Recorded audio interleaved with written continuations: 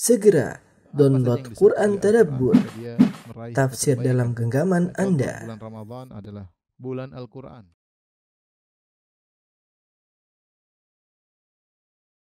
Bismillahirrahmanirrahim. Assalamualaikum warahmatullahi wabarakatuh. Alhamdulillahi ala ihsani wa syukru lahu ala taufiqihi wa amtinani wa asyhadu an la ilaha illallah wahdahu la syarika lahu ta'ziman li sya'nihi wa asyhadu anna Muhammadan abduhu wa rasuluhu da'ila ridwani. Allahumma salli alaihi wa ala alihi wa ashabihi wa ikhwani. Para jamaah Majelis Ta'lim Qalbun Salim BSD yang dirahmati oleh Allah Subhanahu wa taala. Kita melanjutkan pembahasan kita tentang kitab Riyadhus Shalihin, ya. Sebenarnya ada hadis yang panjang tentang kisah Ka'ab bin Malik, tobatnya Ka'ab bin Malik dan dua temannya yaitu Murarah dan Hilal.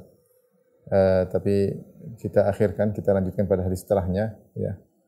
Karena hadis tersebut sudah saya syarah berulang-ulang. Nanti kalau ada waktu mungkin kita akan ulangi kembali. Ya, kita masuk pada hadis berikutnya, hadis ke-22. Wan Abi Nujaid, ya. Imran bin Al-Husain, dari Imran Al-Husain Al-Khuzai radhiyallahu ta'ala anhuma. Anna imra'atan min Juhainah atat Nabiyallah wa hiya hubla min az-zina. Ada seorang wanita dari Juhainah, dari kabilah Juhainah, datang menemui Nabi sallallahu alaihi wasallam dalam kondisi hamil karena melakukan zina. Faqalat, maka beliau berkata, "Ya Nabiyallah," wanita ini yang hamil ini berkata, "Wahai Nabiullah, asabtu haddan fa aqimhu alayya." Yaitu aku melakukan satu pelanggaran dosa yang mengharuskan aku untuk ditegakkan hukum had. Fa aqimhu alayya, maka tegakkanlah hukum had atas diriku. Fada'a Nabiullah sallallahu alaihi wasallam waliyaha, maka Nabi pun memanggil wali dari wanita ini.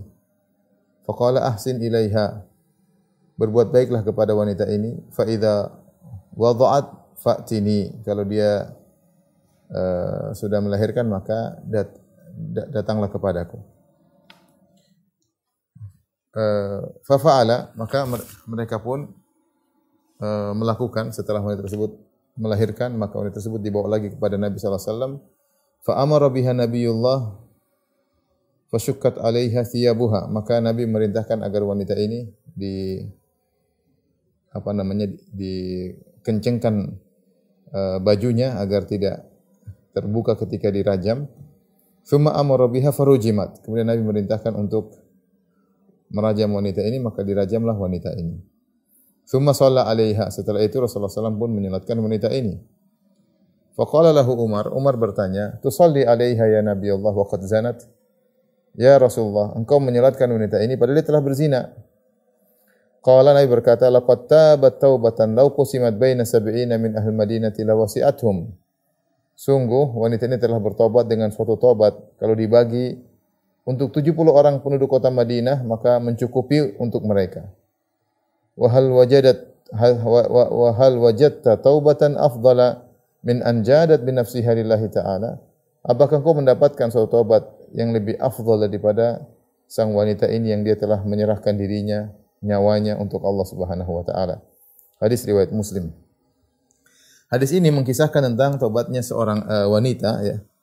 Tobatnya seorang wanita yang dia sudah menikah dan dia melakukan zina. Kita tahu bahwasanya orang kalau sudah menikah kemudian melakukan zina, ya, maka hukumnya dirajam. Beda dengan kalau orang ghairu muhsan. Ghairu muhsan adalah belum menikah dengan nikah syar'i kemudian berzina, maka cuma dicambuk 100 kali, didera 100 kali, kemudian setelah itu diasingkan selama setahun. Adapun kalau sudah pernah menikah dengan nikah yang syar'i, apakah statusnya janda atau statusnya duda, yang penting sudah pernah menikah dengan nikah syar'i, kemudian melakukan zina, maka dirajam. Inilah hukum Allah Subhanahu wa taala bagi orang yang melakukan zina, ya. Orang yang melakukan zina. Dan kita tahu dulu ada turun ayat dalam Al-Qur'an, ya, wasyaikhu wasyaikhatu idza zanaya. Dalam Al-Qur'an pernah dibaca oleh kaum mukminin, seorang lelaki dan seorang wanita jika berzina, ya, farjumuhuma, maka rajamlah mereka berdua. Tetapi ayat ini kemudian dimansuhkan secara lafal, tetapi hukumnya berlaku. Tapi ayat rajam tersebut pernah dibaca oleh kaum mukminin, tetapi kemudian dimansuhkan secara lafalnya tidak ada lagi di Al-Quran, kita nggak dapati. Tetapi hukumnya masih terus berlaku dan diterapkan oleh Nabi SAW, diterapkan oleh Khulafa'ur Rasyidin, diterapkan oleh para umara ya setelah itu. Ya. Tidak lain tujuannya adalah untuk menjaga kesucian masyarakat. Seandainya tidak ada hukum rajam, tidak ada hukum dera bagi orang yang berzina, maka orang akan bebas melakukan perzinahan. Kalau orang sudah bebas melakukan perzinahan, maka akan bercampur anak orang, zina dengan istri orang, ya. Zina dengan suami orang, dan akhirnya akan kacau balau, terjadi kehamilan tanpa pernikahan, dan akan terjadi kekacauan dalam kehidupan bermasyarakat, ya. Hilang rasa malu, ya. Hancur-hancuran. Dan kita tahu bahwasanya di antara daruriyatul khams, di antara 4-5 perkara yang diperhatikan dalam syariat adalah hifdzu an-nasab, menjaga nasab. Ini sangat penting ya, sehingga setiap keluarga menjaga harga diri mereka ya.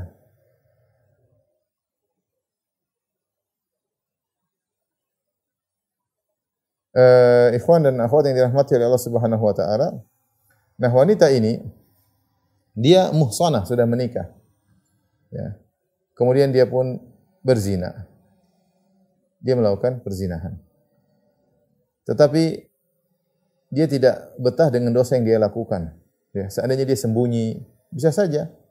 Ya, seandainya dia menikah langsung dengan seseorang untuk menutup aibnya, bisa saja. Tapi dia tidak lakukan. Dia tidak lakukan. Maka dia tahu bahwasanya kalau dia melapor dirinya, maka dia akan disiksa dengan rajam, itu sangat pedih. Tetapi karena dia takut kepada Allah Subhanahu wa taala, maka dia pun datang menemui Nabi sallallahu alaihi wasallam. Dan ini adalah suatu perkara yang sangat luar biasa. Bagaimana dia melaporkan dirinya agar dirajam. Dan dalam Islam, seorang ditegakkan hukum had, baik rajam atau dera, ya, dengan dua cara. Cara pertama adalah ketahuan. Cara pertama adalah dengan ketahuan. Dan ini syaratnya sangat sulit. Ketahuan harus dilihat oleh 4 orang yang adil, ya. Kemudian melihat bahwasanya ember masuk dalam sumur, yaitu kemaluan masuk dalam kemaluan. Baru bisa ditegakkan hukum had. Kalau ternyata 4 orang ini cuma 3 yang melihat kemaluan masuk di dalam kemaluan, yang satunya hanya sekedar melihat penciuman, tidak sampai melihat kemaluan masuk dalam kemaluan, maka 4-empatnya didera. 4-empatnya didera. Oleh karenanya, syarat untuk ketahuan ini sangat berat dan hampir-hampir tidak pernah terjadi. Sangat sulit terjadi. Ya. Sangat sulit terjadi. Jadi 4 orang melihat, menyaksikan secara langsung bahwa telah terjadi perzinahan di mana mereka semua melihat ember masuk dalam sumur, yaitu kemaluan masuk dalam kemaluan. 4-empatnya. Adapun kalau cuma 2 yang melihat, 2-nya tidak, hanya melihat sekilas, maka 4-empatnya didera. Oleh karena saya ulangi, hukum had ditegakkan dengan ketahuan 4 orang ini sangat jarang terjadi. Sangat jarang terjadi. Tetapi yang terjadi, kemungkinan besar terjadi ditegakkan hukum had jika ada pengakuan. Sebagaimana di zaman Nabi SAW pernah terjadi seorang lelaki yang bernama Ma'iz al-Aslami yang pernah melaporkan dirinya kepada Nabi bahwasanya dia berzina. Ya.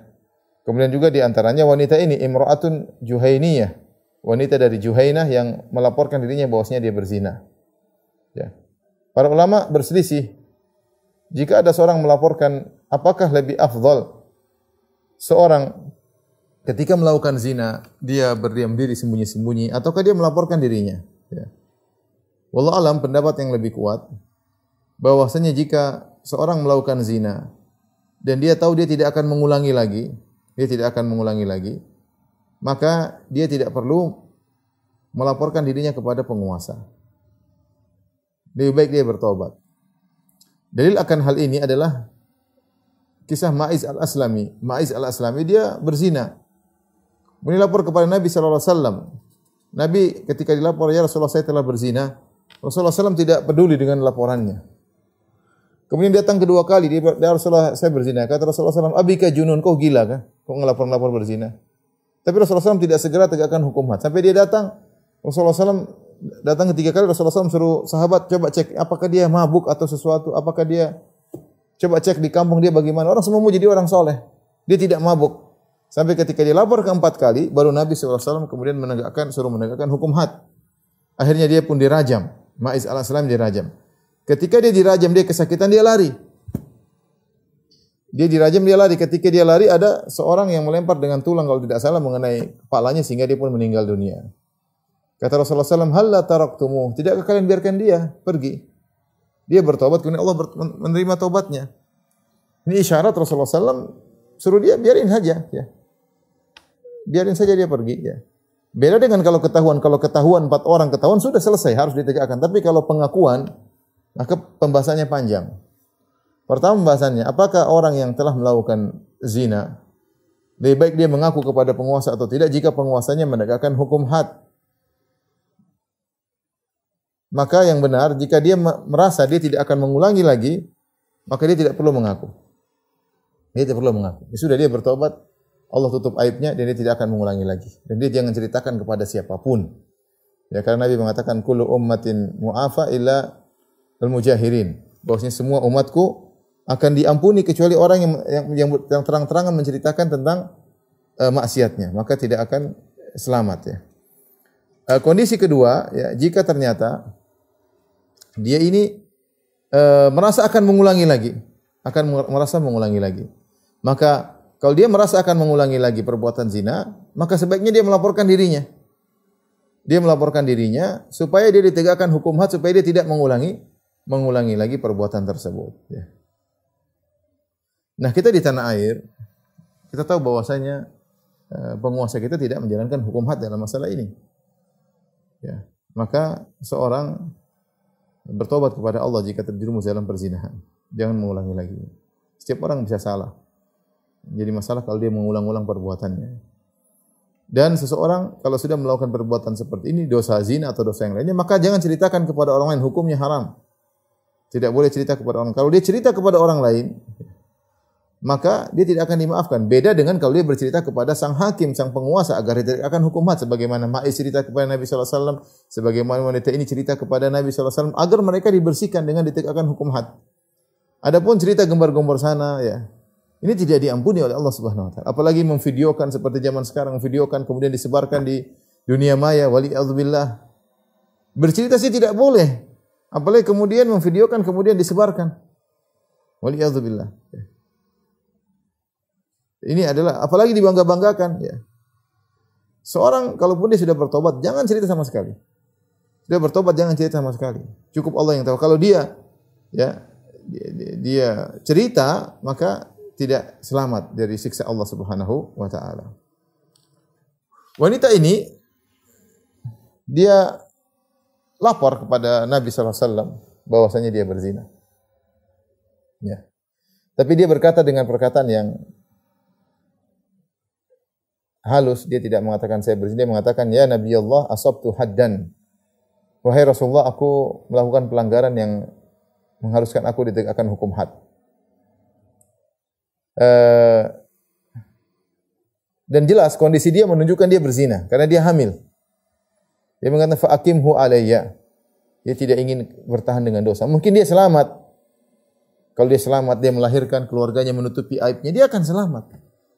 Tapi dia takut dengan dosa. Dia takut dengan dosa. Maka dia pun melaporkan dirinya. Padahal konsekuensinya dia tahu dia akan dibunuh.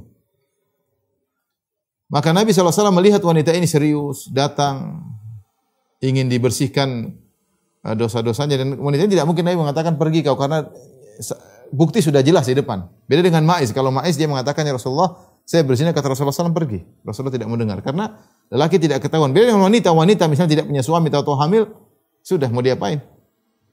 Makanya Rasulullah tidak menyuruh wanita ini untuk pergi. Rasulullah menerima persaksiannya. Sallallahu alaihi wasallam. Ya, maka Rasulullah SAW panggil keluarganya.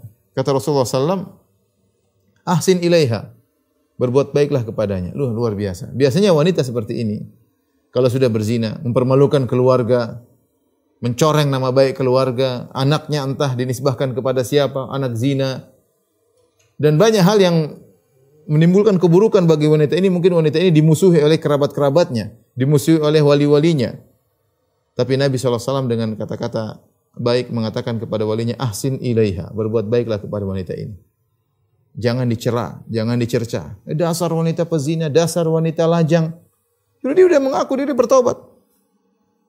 Tidak saatnya untuk dihina-hina lagi. Tidak saatnya untuk dicerca lagi. Bahkan Nabi suruh berbuat baik kepadanya, ahsin ilaiha. Kata yang menakjubkan keluar dari Nabi kepada keluarganya, ahsin ilaiha. Berbuat baiklah kepada wanita ini. Dia salah iya, tapi dia sudah ngaku. Kemudian kata Nabi SAW, فَإِذَا وَضَعَتْ فَأْتِنِي. Jikalau dia sudah melahirkan, baru bawa dia ke sini. Karena kalau ditegakkan hukum rajam, dia dan akan mati berserta anaknya. Anaknya tidak punya dosa. Anaknya tidak punya dosa sama sekali, yang berdosa ibunya. Maka Rasulullah menyuruh dia untuk dirawat sampai dia melahirkannya. Setelah melahirkan baru kemudian didatangkan untuk ditegakkan hukum had.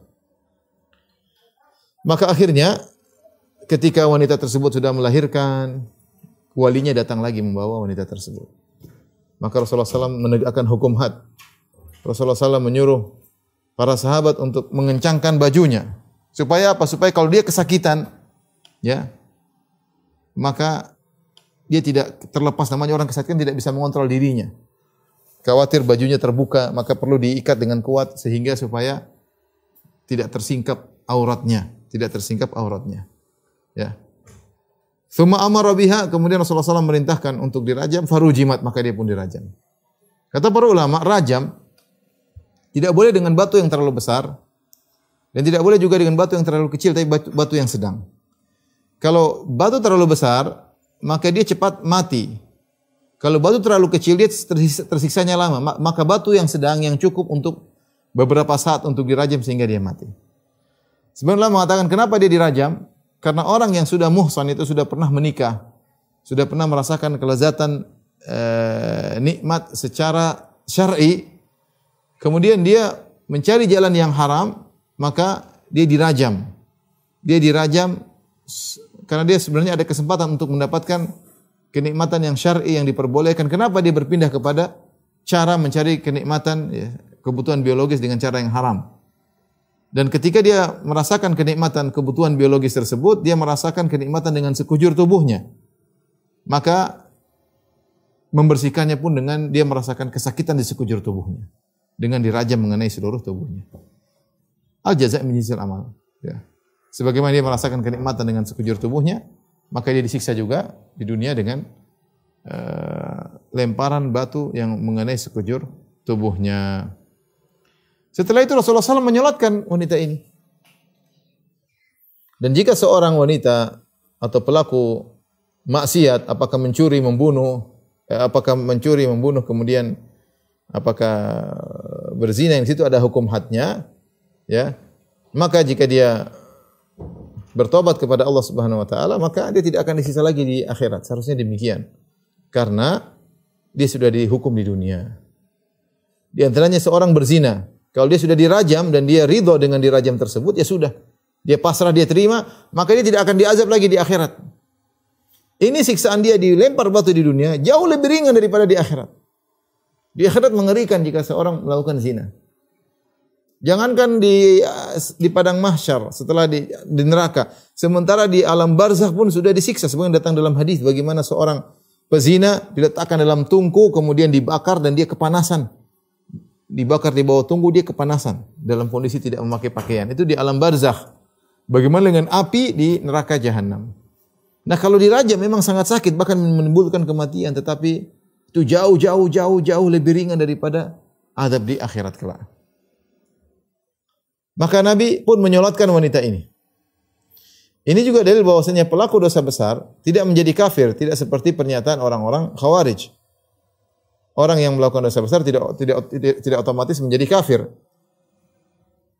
Kenapa demikian? Karena orang yang lihat wanita ini meskipun dia berzina, namun Nabi SAW tetap menyolatkannya. Nabi tetap menyolatkannya. Thumma shalla 'alaiha, Nabi pun menyolatkannya. Faqala lahu Umar bertanya, "Tusalli 'alaiha ya Nabi Allah wa qad zanat?" Wahai Rasulullah, engkau menyolatkan wanita ini sementara dia sudah berzina. Umar bertanya, bukan protes, saya ingin tahu kenapa. Maka Rasulullah pun mengabarkan, "Laqad tabat taubatan law qusimat baina sab'ina min ahli Madinah." Sungguhnya wanita ini telah taubat dengan Suatu tobat yang sangat besar kalau dibagi untuk 70 orang penduduk Madinah, lawasi'atum. Kalau 70 orang pelaku maksiat semuanya bertobat cukup untuk 70 orang. Ini dalil bahwasanya tobatnya sangat luar biasa, tobat yang sangat tinggi. Tobat wanita tobat yang tinggi dan menunjukkan tobat bertingkat-tingkat. Menunjukkan tobat bertingkat-tingkat. Wanita tobatnya sangat tinggi sampai kalau tobatnya dibagi buat 70 orang maka cukup. Jika dibagi buat 70 orang maka cukup. Menunjukkan tobatnya luar biasa. Dari sini kita tahu bahwasanya tobat orang itu bertingkat-tingkat. Ada yang tobatnya serius benar, ada tobatnya sedang-sedang, ada tobatnya asal-asalan. Allah Maha tahu dengan tingkatan tobat tersebut. Wanita ini tobatnya luar biasa. Sampai kata Nabi, jika dibagi untuk 70 orang tobat semuanya cukup. Wa hal wajadta taubatan afdhala min an jadat bi nafsiha lillahi ta'ala? Apakah kau bisa mendapati wahai Umar tobat yang lebih afdal daripada tobat wanita ini yang di mana dia merelakan melepaskan nyawanya karena Allah Subhanahu wa taala? Dengan dilempar dengan batu dirajam. Ya. Ini ikhwan dan akhwat yang dirahmati Allah Subhanahu wa taala, bahwasanya dalil seorang jika terjerumus dalam dosa besar seperti zina, ya. Jika dia bertobat Allah akan menerima tobatnya. Sekali lagi kita katakan jika seorang merasa dia akan terus terjerumus, maka dia boleh melaporkan kepada penguasa untuk dirajam. Tapi di sini tidak bisa dipraktekkan. Kalau bicara kita misalnya di Arab Saudi, ya, yang mempraktekkan hukum had, jika seorang melakukan zina berulang lagi, ya, maka hendaknya dia melaporkan dirinya agar dia tidak mengulangi perbuatan tersebut. Jangan sampai dia meninggal dalam kondisi su'ul khatimah. Tapi kalau dia pernah berzina, dia merasa dirinya akan sadar dan tidak akan mengulangi lagi, maka tidak perlu melapor. Dia bertobat, cukup Allah yang tahu tentang aibnya. Dan jangan dia ceritakan kepada siapapun tentang aibnya. Jangan diceritakan kepada siapapun tentang aibnya. Rasulullah SAW bersabda, "Kullu ummati mu'afan ilal mujahirin." Sungguhnya seluruh umatku akan selamat kecuali yang menampakkan terang-terangan maksiatnya. Qalu manil mujahirun? Siapakah Rasulullah orang yang menampakkan terang-terangan maksiatnya? Qala alladhi yaf'alu dzamba tsumma yasturuhu Allah alaih. Orang yang melakukan dosa, kemudian Allah sudah tutup dosanya. Tsumma yusbihu yatahaddatsu bi. Kemudian dia ceritakan kepada orang, saya begini, saya nonton ini, saya ngelihat ini, saya pergi ke diskotek ini, saya berzina dengan fulana, saya begini, saya minum khamar, ini namanya dia cerita maksiat yang dilakukan. Apalagi jika dia bangga bercerita tentang maksiat yang dilakukan tersebut, maka tidak akan diampuni oleh Allah Subhanahu wa taala. Orang harusnya menangisi maksiat yang dilakukan, bukan dia bangga-banggakan. Bukan dia bangga-banggakan. Taib, kita lanjutkan hadis berikutnya. Wa Ibnu Abbas radhiyallahu anhu, dari Ibnu Abbas radhiyallahu anhu, anna Rasulullah sallallahu alaihi wasallam bahwasanya Rasulullah sallallahu bersabda, "Lau ana li ibni Adam mil'a wadin malan." Kalau seandainya seorang anak Adam punya harta sebanyak satu lembah, la ahabba anna lahu ilaihi mithlahu. Maka tentu dia ingin punya harta seperti itu lagi, ingin punya dua lembah.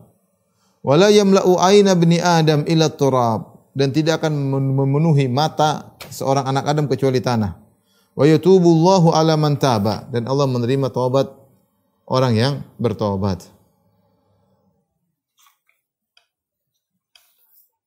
Tapi perhatikan hadis ini. Hadis ini bercerita tentang bagaimana sifat manusia yang tamak, dan ini sifat dasar manusia. Wa innahu li hubbil khairi lasyadid. Manusia itu suka sekali dengan harta. Kecintanya terhadap harta syadid, sangat kuat. Ini menimpa banyak manusia. Siapa yang tidak ingin punya harta? Siapa yang tidak ingin bersenang-senang punya rumah mewah, punya mobil mewah, punya kebun, punya villa, punya macam-macam manusia. Ya. Senang dengan kemewahan. Tetapi sifat dasar manusia, ya. Wa tuhibbunal mala hubban jamma, kalian mencintai harta dengan kecintaan yang dalam. Kalau sudah dikasih harta, dia tidak berhenti. Selalu ingin lebih dan lebih dan lebih, tidak puas. Bahkan dalam sebagian riwayat, law kana libni Adam wadiyani min dhahab. Jika seorang anak Adam punya dua lembah emas, bukan satu lembah, dua lembah emas dia sudah punya. Labtagha salisan, dan dia ingin mencari lembah emas yang ketiga. Nabi tidak mengatakan jika dia punya dua lembah sapi atau onta atau kambing emas. Harta apa lagi yang lebih hebat daripada emas? Emas harta yang termulia. Artinya kalau sudah punya emas, sudah punya apa-apa. Bayangkan punya 2 lembah emas. Tapi apakah dia berhenti sampai situ? Jawabannya tidak. Dia terus tamak. Dia terus tamak. Ini sifat kebanyakan manusia. Tidak pernah berhenti.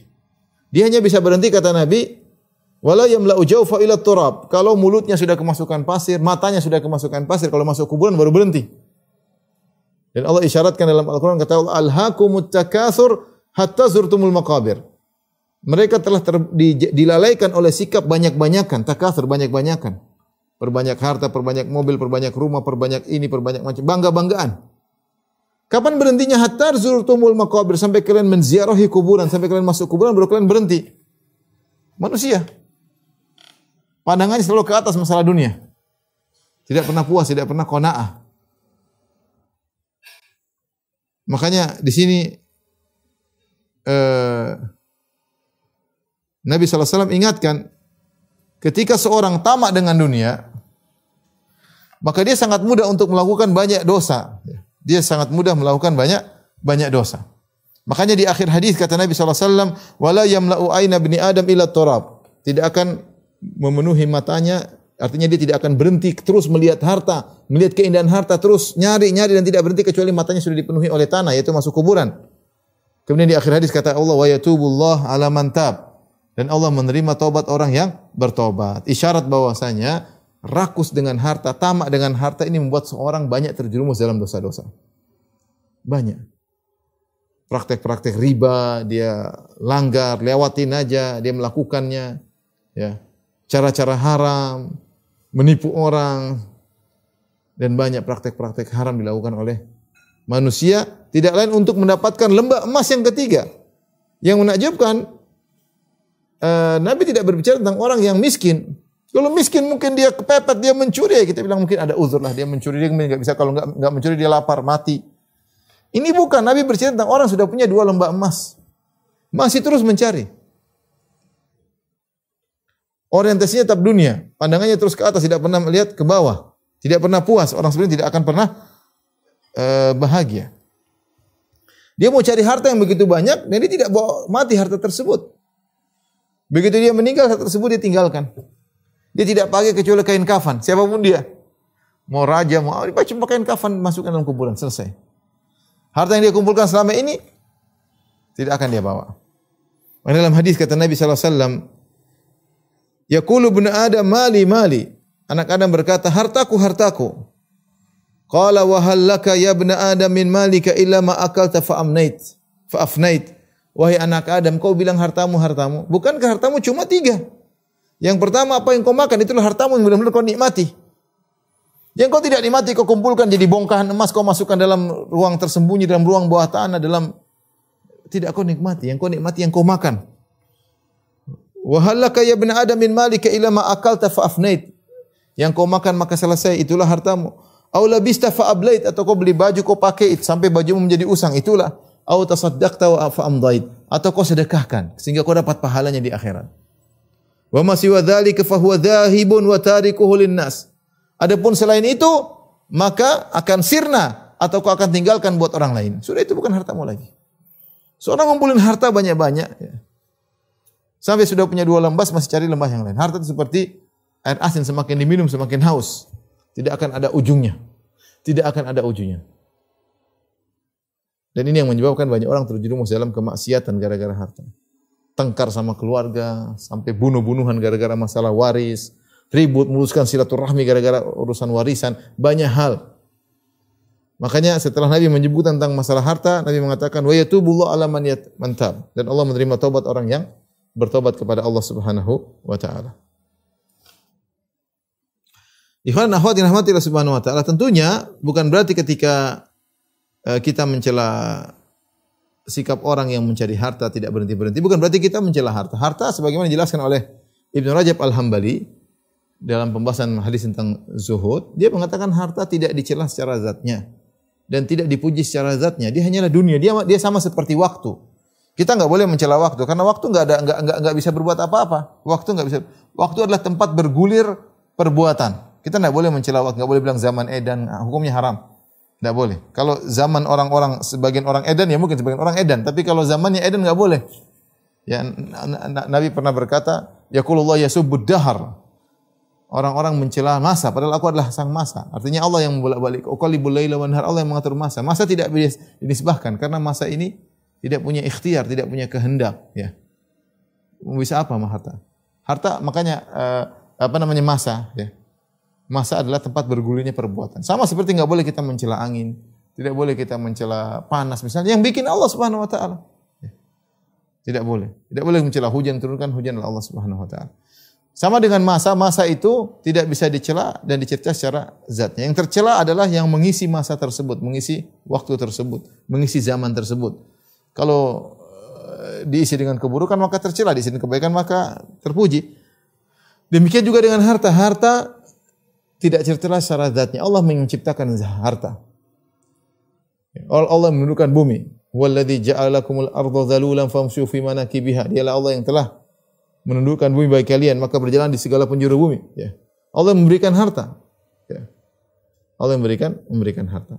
Nah, celaan dan cercaan kembali kepada pemilik harta. Dia gunakan harta tersebut untuk apa? Kalau dia gunakan harta tersebut untuk kebaikan, untuk ketakwaan, untuk sedekah, maka jadilah harta tersebut harta yang mulia.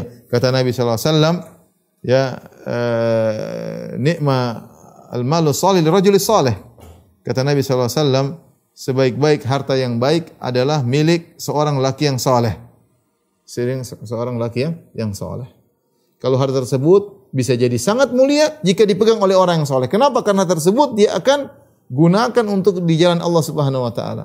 Dia mencari lembah emas, tapi lembah emas itu bukan untuk dirinya, tapi untuk di jalan Allah Subhanahu Wa Taala. Dan dia tidak mencarinya dengan tamak. Perhatikan, seorang mencari harta dengan tamak itu tercela. Dari hadis Hakim bin Hizam, dia berkata, "Sa'altu Rasulullah sallam fa'atani, thumma sa'altu fa'atani." Aku minta kepada Nabi SAW, Rasulullah kasih. Ini ketika kalau tidak salah dalam perang Hunain. Rasulullah dapat ghanimah yang banyak. Maka Hakim bin Hizam, ponakannya Khadijah, datang kepada Nabi, dia minta, Rasulullah kasih. Setelah itu saya minta lagi, kata Rasulullah, ini ambil lagi. Saya minta lagi, Rasulullah kasih. Setelah Rasulullah kasih sallallahu alaihi wasallam, maka Rasulullah tegur si Hakim bin Hizam radhiyallahu anhu. Kata Nabi, "Ya Hakim, inna hadzal mal khadiratun hulwa." Wahai Hakim bin Hizam, sungguhnya harta ini adalah hijau dan manis. Harta hijau adalah manis. Hijau yaitu enak dipandang, manis enak dirasa, itulah harta. Semua orang mengakui harta. Kita punya uang, ATM sudah 100 juta aman, ATM 1 miliar apalagi aman. Tapi kalau ATM sudah tinggal 500 ribu mulai deg-degan ya. Mau kalau udah punya 1 miliar mau beli apa saja bebas. Uang banyak. Maka uang itu khadirah hulwah, hijau manis. Orang punya mobil mewah, punya rumah mewah, pandang senang dia melihatnya. Dinikmati memandang harta-harta tersebut. Kenapa? Karena memang enak dipandang. Tetapi Nabi mengingatkan, "Faman akhadhahu bi sakhawati nafsin burika lahu fih." Barang siapa yang mengambil dengan jiwa yang tidak rakus, maka akan diberkahi. Dapat, tapi jangan rakus tamak seperti melihat sesuatu ya, seperti orang kelaparan lihat makanan, seperti orang bernafsu lihat perempuan. Dengan semangat, enggak boleh. Kita orang Islam enggak boleh ambil harta seperti itu, enggak boleh. Enggak berkah kata Nabi sallallahu alaihi wasallam. Siapa yang mengambilnya dengan tamak tidak berkah, tapi kalau dia mengambil dengan tidak tamak burikalahu fih, maka akan diberkahi. Wa man akhadhahu bi israfi nafsin, siapa yang mengambil harta dengan semangat, israf yaitu semangat, tamak, lam yubarak lahu fih, maka tidak akan diberkahi. Wa kana kalladzi yakulu wa la yashba, maka dia seperti orang yang makan dan tidak pernah kenyang. Al yadul ulya khairun minal yadi sufla. Tangan di atas lebih baik daripada tangan di bawah. Yang memberi lebih baik daripada yang menerima.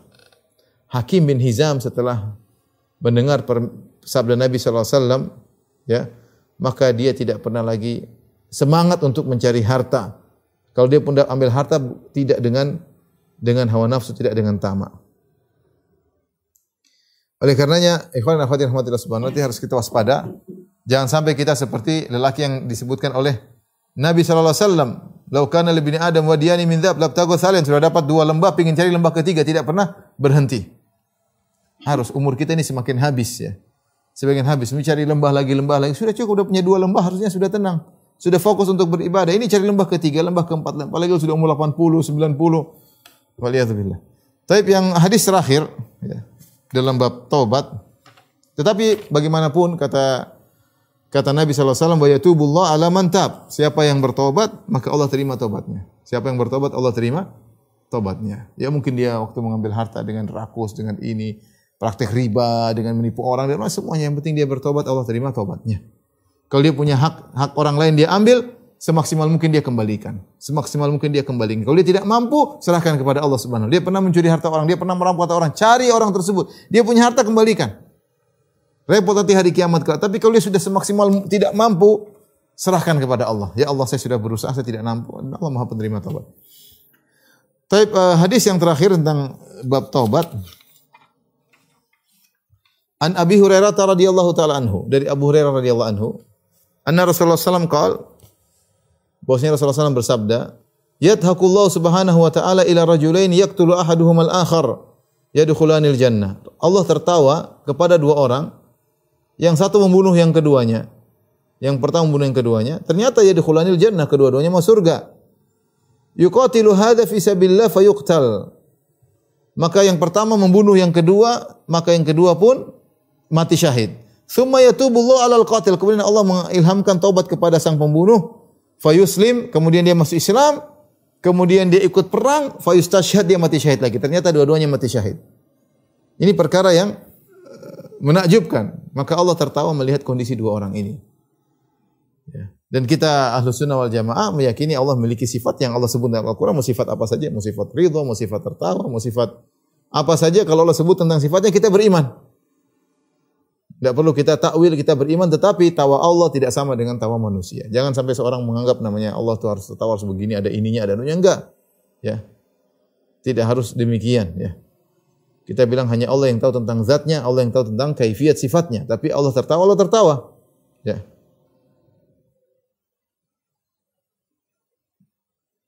Adapun bagaimananya, yang tahu hanyalah Allah Subhanahu wa ta'ala. Apa yang buat Allah tertawa? Lihatlah Allah membuat Allah tertawa tentang dua kondisi lelaki ini. Lelaki ini menakjubkan. Dua A dan B berperang. Si B Muslim, si A kafir. Kemudian si A membunuh B. Akhirnya B meninggal mati syahid, masuk surga dia. Si A ini akhirnya Allah beri hidayah. Akhirnya dia masuk Islam. Akhirnya dia perang, dia terbunuh juga. Sehingga dia pun masuk surga. Bayangkan di akhir kiamat mereka berdua ketemu. Kok bisa kau juga di surga? Bukannya kau yang bunuh saya? Enggak, saya sudah sadar. Jadi gampangnya demikian. Mereka dulu bertengkar, di puncak-puncak pertengkaran, saling ingin bunuh-bunuhan. Bayangkan, tiba-tiba masuk surga saling sayang menyayangi. Kenapa? Karena dua-duanya Islam, dua-duanya mati syahid. Dan Allah menghilangkan segala kedengkian. Kata Allah, wa naza'na ma fi sudurihim min ghillin ikhwanan ala sururin mutaqabilin. Dan kami cabut kedengkian dari hati mereka berdua. Kami cabut kedengkian dari para penghuni surga. Ya, sehingga mereka menjadi saling bersaudara ala sururin mutaqabilin, di atas dipan-dipan mereka saling berhadap-hadapan. Saking hilangnya kedengkian sama sekali, mereka kalau ngobrol saling hadap-hadapan, saling melihat. Tidak ada meremehkan di antara yang lainnya, saling menghargai. Sayang gimana sih kalau antum ketemu dengan orang yang antum sayangi? Antum masih ngobrol semangat dengan ketemu teman lama. Kita ketemu udah lama enggak ketemu, kemudian ngobrol semangat, tertawa, saling berhadapan. Bukan satunya di sana sambil lihat ke sini, satunya ngobrol, satunya main HP. Enggak, itu namanya enggak sayang. Kalau sayang itu cinta, ngobrol berhadapan. Gimana? Masya Allah, gimana kabarmu? Gitu. Kira-kira penghuni surga setiap hari seperti itu. Nah ternyata dua orang ini dulu bunuh-bunuhan. Ini perkara yang menakjubkan. Jadi perkara yang menakjubkan banyak dari dua kisah ini. Pertama, dua-duanya, ya satunya terbunuh ya. Waktu itu ketika si B terbunuh, si A masih kafir. Si A masih kafir. Berjihad di jalan syaitan. Tahu-tahu ketemu. Tentu ini membuat si B kaget. Loh kamu, kalau bahasa kita, kok kamu bisa di sini? Ente apa salah? Enggak salah. Ente ingin bunuh saya dulu. Ya, ente ingin bunuh saya. Kok bisa di sini? Ya ternyata si A dapat hidayah dan masuk Islam dan akhirnya mati syahid juga. Ceritanya demikian. Yang tadinya dua-duanya saling benci, saling ingin bunuh-bunuhan, ternyata saling menyayangi. Dan saling menyayangi di akhirat bukan cuma sederhana, tapi benar-benar ikhwanan wa naza'na ma fi sudurihim min ghillin ikhwanan ala sururin mutaqabilin. Kami cabut kebencian dari dada mereka, ya. Jadilah mereka saudara-saudara yang saling berhadap-hadapan ketika berbicara di atas dipan-dipan. Ini dalil bahwasanya Dosa sebesar apapun, ini bayangin orang kafir. Kalau sebelumnya kita sudah bercerita tentang pembunuh 100 nyawa. Pembunuh 100 nyawa tersebut seorang muslim. Dia telah membunuh tapi dia muslim. Ini kondisi orang yang lebih parah. Dia kafir dan dia berjihad di jalan syaitan dan dia membunuh seorang pahlawan muslim. Dosanya sudah besar banget. Sudah berjuang di jalan syaitan, membunuh seorang muslim. Tapi kalau dia bertobat, apakah tobatnya diterima? Iya, diterima tobatnya. Buktinya dalam hadis ini. Tsumma yatubullahu 'alal qatil, kemudian Allah menerima taubat pembunuh, fayuslim, maka dia pun kemudian Allah menjadikan dia, mengilhamkan dia untuk sadar, kemudian dia dapat hidayah, dia masuk Islam, fayustashhad, kemudian dia juga mati syahid. Jadi intinya ikhwan dan akhwat yang rahmatillah subhanahu wa ta'ala, dosa sebesar apapun, ya, dosa sebesar apapun, kalau seorang bertobat kepada Allah, maka akan diampuni oleh Allah karena Allah adalah Tawwabur Rahim, Maha Pengampun lagi Maha Penyayang, ya.